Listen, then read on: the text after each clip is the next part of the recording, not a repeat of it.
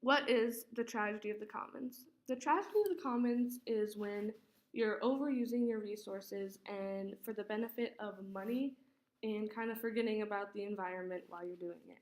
So, a perfect example, which we learned about and kind of lived, was with fisheries.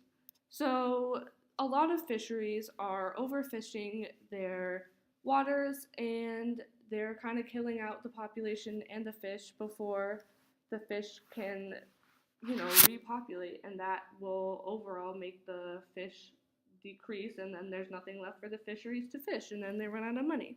So, we did a simulation in our class where we had 3 teams. Each team owned their own fishery. We had to buy boats. We had to figure out how many boats we wanted to put out on the water.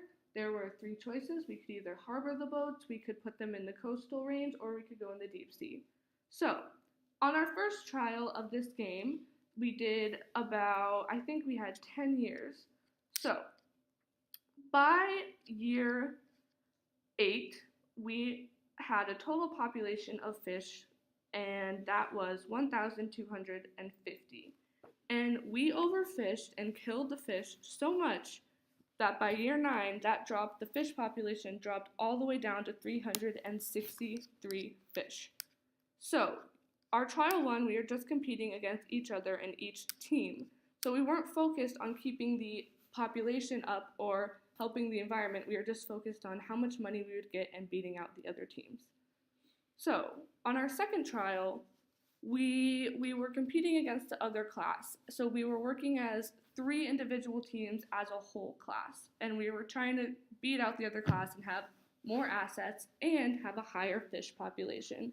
And we did so because on year 8 of the second trial, our overall fish population was 3,874 and managed to go up in year 9 to 3,778.